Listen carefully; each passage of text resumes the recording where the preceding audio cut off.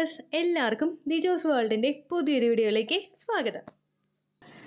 ചേച്ചി, implantation fail ആകുമ്പോൾ എന്തെല്ലാം ലക്ഷണങ്ങളാണ് എനിക്കുണ്ടാകുന്നത്? ഒരുപാട് പേര് കമന്റ് സെക്ഷനിൽ ഈ അടുത്തായിട്ട് ഞാൻ ചോദിച്ചു കാണുന്നുണ്ട്. കാരണം അവർ ചോദിക്കുന്നത് എന്താണെന്ന് വെച്ച് കഴിഞ്ഞാൽ അവരെ തന്നെ സ്വയം അങ്ങോട്ട് താഴ്ത്തിക്കൊണ്ട് പോകുന്ന തരത്തിലുള്ള ലക്ഷണങ്ങളൊക്കെയാണ് പറയുന്നത്. ചേച്ചി, എനിക്ക് പീരിയഡ്സ് ആകാൻ പോകുമ്പോഴേക്കും ബ്രസ്റ്റിൽ പെയിൻ ഉണ്ടാവുമായിരുന്നു, അത് തന്നെ എനിക്ക് പിന്നെയും വന്നു, എൻ്റെ ഈ മാസത്തെ പ്രതീക്ഷയും പോയല്ലേ ചേച്ചി, എനിക്ക് നെഗറ്റീവ് ആയല്ലേ ചേച്ചി, ഇങ്ങനെയൊക്കെയാണ് ചോദിക്കുന്നത്. അവരെ മാത്രമല്ല, കേൾക്കുന്ന എനിക്കും ഒരു സങ്കടം വരുന്നു. കാരണം അവരുടെ ഈ മാസത്തെ പ്രതീക്ഷയും കൂടി നെഗറ്റീവായിട്ട് പോയിട്ടുണ്ടാകുമല്ലോ എന്നാലോചിച്ചിട്ട്. ഇങ്ങനെ ഇംപ്ലാന്റേഷൻ ഫെയിൽ ആകുന്ന ലക്ഷണങ്ങളാണ് നമുക്ക് ഉണ്ടാകുന്നതെന്ന് നമ്മൾ കരുതിക്കൂട്ടി ചിന്തിച്ചു പോകുന്ന കുറച്ച് കാര്യങ്ങളുണ്ട്. ഇംപ്ലാന്റേഷൻ ഫെയിൽ ആകുന്നതിന് നമുക്ക് എന്തെങ്കിലും ലക്ഷണങ്ങൾ ഉണ്ടാകുമോ? ആ കാര്യം എന്ന് നമുക്ക് ഡിസ്കസ് ചെയ്യാം. എന്തൊക്കെയാണ് ഇംപ്ലാന്റേഷൻ ഫെയിൽ ആകുമ്പോൾ നമ്മളുടെ ശരീരത്തിൽ ഉണ്ടാകുന്ന ലക്ഷണങ്ങൾ? സാധാരണയായിട്ട് ഇംപ്ലാന്റേഷൻ എന്ന് പറയുന്നത് എന്നാണോ നമുക്ക് ഓവുലേഷൻ ഉണ്ടായത്, ഓവുലേഷൻ ഉണ്ടായി ഒരു 6 to 12 ഡേയ്സിനകത്ത് നമുക്ക് ഉണ്ടാകുന്ന ലക്ഷണങ്ങളാണ് ഇംപ്ലാന്റേഷൻ കഴിഞ്ഞതിന് ശേഷമുള്ള ലക്ഷണങ്ങൾ. ഈ ഒരു 6 to 12 ഡേയ്സിനകത്താണ് നമുക്ക് ഇംപ്ലാന്റേഷൻ ഉണ്ടാകുന്നത്. ആ 12 ഡേയ്സ് കഴിഞ്ഞ് കഴിഞ്ഞാൽ പിന്നീട് അങ്ങോട്ടേക്ക് നമുക്ക് ഉണ്ടാകുന്ന ലക്ഷണങ്ങളിൽ പലതും ഇംപ്ലാന്റേഷന്റെ ലക്ഷണങ്ങളാണ്.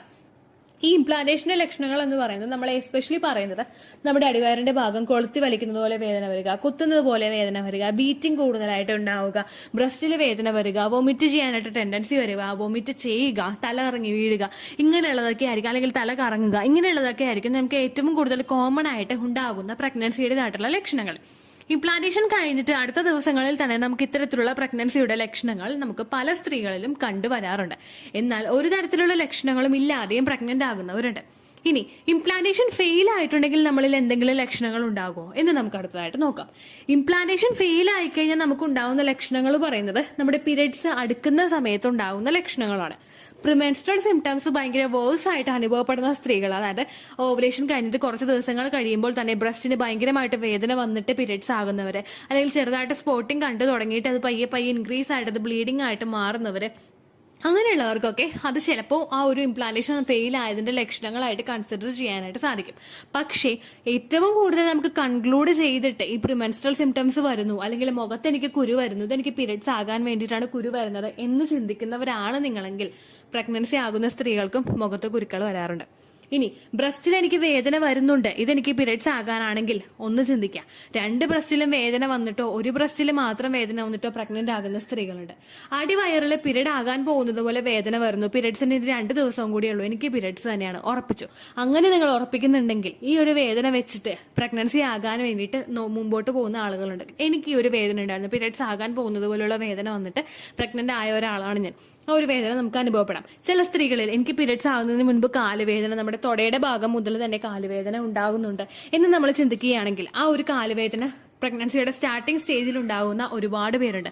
അപ്പോൾ ഒരു ലക്ഷണം നമ്മളിൽ വന്നു കഴിഞ്ഞു കഴിഞ്ഞാൽ ആ ലക്ഷണം നമുക്ക് ഉണ്ടാകുന്നത് അത് പീരിയഡ്സിന്റെ ആണോ അല്ലെങ്കിൽ അത് പ്രഗ്നൻസിയുടേതാണോ എന്ന് നമ്മൾ ആലോചിച്ചിട്ട് ഓവർ എക്സൈറ്റഡ് ആയിട്ട് നമ്മൾ ഇരുന്ന് കഴിഞ്ഞാൽ ഉറപ്പായിട്ടും ആ ഒരു എക്സൈറ്റ്മെന്റോ അല്ലെങ്കിൽ ഒരു ആൻസൈറ്റോ നമ്മളിൽ കൂടി വരുന്നത് നമ്മുടെ ഇംപ്ലാന്റേഷൻ ഫെയിൽ ആകാൻ തന്നെ കാരണമാകുന്നു.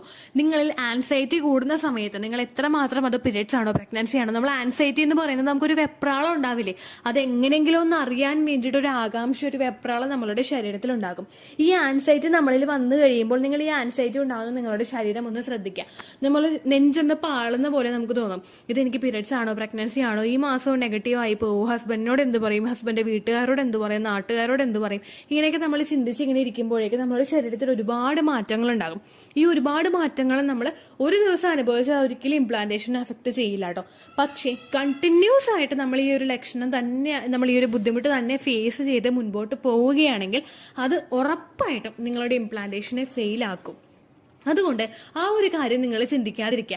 ഒരു ലക്ഷണം വന്നു കഴിഞ്ഞാൽ അത് ഇംപ്ലാന്റേഷൻ ഫെയിൽ ആയതിന്റെ ലക്ഷണമാണല്ലോ എന്ന് ആലോചിച്ച് നിങ്ങൾ വിഷമിക്കാതിരിക്കുക. ഇനി എന്തുകൊണ്ട് സ്ത്രീകളിൽ ഇംപ്ലാന്റേഷൻ ഫെയിൽ ആകുന്നു എന്ന് നമുക്കൊന്ന് നോക്കിയാലോ. ഇംപ്ലാന്റേഷൻ ഫെയിൽ ആകുന്ന റീസൺസ് അറിഞ്ഞു കഴിഞ്ഞാൽ ചിലപ്പോൾ നമുക്കൊരു പരിധി വരെ അത് പ്രിവെന്റ് ചെയ്യാനായിട്ട് സാധിക്കില്ല. അതെന്തൊക്കെയാണെന്ന് നമുക്ക് നോക്കാം. ആദ്യത്തെ എന്ന് പറയുന്നത് നമ്മുടെ അൺഹെൽത്തി ആയിട്ടുള്ള ലൈഫ് സ്റ്റൈലാണ്. നമ്മൾ കൃത്യമായിട്ട് എക്സസൈസുകളൊന്നും ചെയ്യുന്നില്ല എങ്കിൽ, ഇപ്പോൾ ഒരു ജോലിക്ക് പോകാതെ വീട്ടിലിരിക്കുന്ന, വീട്ടുജോലികളെല്ലാം ചെയ്ത് വീട്ടിലിരിക്കുന്ന ഒരു സ്ത്രീക്ക് നമ്മളിപ്പോ പണ്ടത്തെ അമ്മമാര് ചെയ്യുന്നത് പോലെ അല്ലല്ലോ, എല്ലാം നമ്മുടെ കൈത്തുമ്പിലുണ്ട്. മിക്സി ഉണ്ട്, നമുക്ക് ഗ്രൈൻഡർ ഉണ്ട്, നമുക്ക് വാഷിംഗ് മെഷീൻ ഉണ്ട്, നമുക്ക് ഫ്രിഡ്ജ്, അങ്ങനെയുള്ള ഒരുപാട് സൗകര്യങ്ങൾ ഒരു സ്വിച്ചിൽ, ഒരു വിരൽത്തുമ്പിൽ നമുക്ക് ഉള്ളപ്പോഴേക്കും നമ്മളുടെ ശരീരം അധികം അനങ്ങില്ല. ഞാൻ ഉൾപ്പെടെയുള്ള എല്ലാ വീട്ടമ്മമാരുടെയും ശരീരം അധികം അനങ്ങില്ല. അങ്ങനെ വരുമ്പോഴേക്കും നമ്മൾ മുമ്പോട്ട് കൊണ്ടുപോകുന്നത് ഒരു സെഡൻറ്ററി ലൈഫ് സ്റ്റൈലാണ്. ഇങ്ങനെ മുൻപോട്ട് പോയി കഴിഞ്ഞാൽ ഇത് നമ്മളുടെ ശരീരത്തിനെ അൺഹെൽത്തി ആക്കുന്നു. നമുക്ക് ഇംപ്ലാന്റേഷൻ ഫെയിൽ ആകാനായിട്ട് അത് കാരണമാകുന്നു. നമ്മളുടെ ശരീരത്തിൽ കൃത്യമായിട്ടുള്ള ഒരു ബ്ലഡ് സർക്കുലേഷൻ ഉണ്ടെങ്കിൽ മാത്രമേ അവിടെ പ്രഗ്നൻസിയും അതുപോലെ ഓവുലേഷൻ നടക്കുന്നതും പോസിബിൾ ആവുകയുള്ളൂ. അൺഹെൽത്തി ലൈഫ് സ്റ്റൈലും അതുപോലെ അൺഹെൽത്തി ആയിട്ടുള്ള ഫുഡ് കഴിക്കുന്നതും, packaged food, processed food, fast food, junk food, ഇതൊക്കെ കഴിക്കുന്നത് നിങ്ങളിൽ ആ ഒരു പ്രഗ്നൻസി ഫെയിൽ ആവുന്നതിന് കാരണമാകുന്നു. പിന്നെ തുടക്കത്തിൽ പറഞ്ഞതുപോലെ എക്സ്ട്രീം ആയിട്ട് നമ്മൾ അനുഭവിക്കുന്ന സ്ട്രെസ്, ഒരു ദിവസം മാത്രമല്ല കണ്ടിന്യൂസ് ആയിട്ട് ദിവസങ്ങൾ നമ്മൾ അനുഭവിക്കുന്ന സ്ട്രെസ്, അതുപോലെ തന്നെ നമ്മുടെ എഗ്ഗിന്റെ ക്വാളിറ്റി കുറയുക, ഹസ്ബൻഡിന്റെ സെമന്റെ ക്വാളിറ്റി കുറയുക. എഗ്ഗിന്റെ ക്വാളിറ്റി കുറയുന്നത്, സ്പേമിന്റെ ക്വാളിറ്റി കുറയുന്നത് നമുക്ക് ഒരു പരിധി വരെ ചിലപ്പോൾ നമുക്ക് നിയന്ത്രിച്ചു കൊണ്ടുവരാനായിട്ട് സാധിക്കും.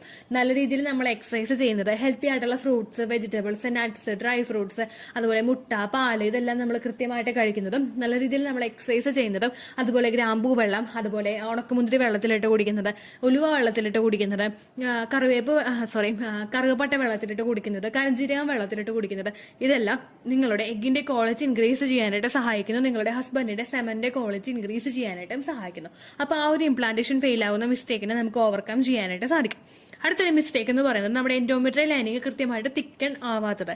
എൻഡോമെട്രിയൽ ലൈനിങ്ങിനെ എങ്ങനെ കൃത്യമായിട്ട് തിക്കൻ ആക്കാം എന്നുള്ളൊരു വീഡിയോ നമ്മുടെ ചാനലിലുണ്ട്. നിങ്ങൾ കണ്ടിട്ടില്ലെങ്കിൽ എൻഡോമെട്രിയൽ ലൈനിങ് ദിച്ചൂസ് വേൾഡ് എന്ന് അടിച്ചു നോക്കി കഴിഞ്ഞാൽ നിങ്ങൾക്ക് ആ വീഡിയോ കിട്ടുന്നതായിരിക്കും.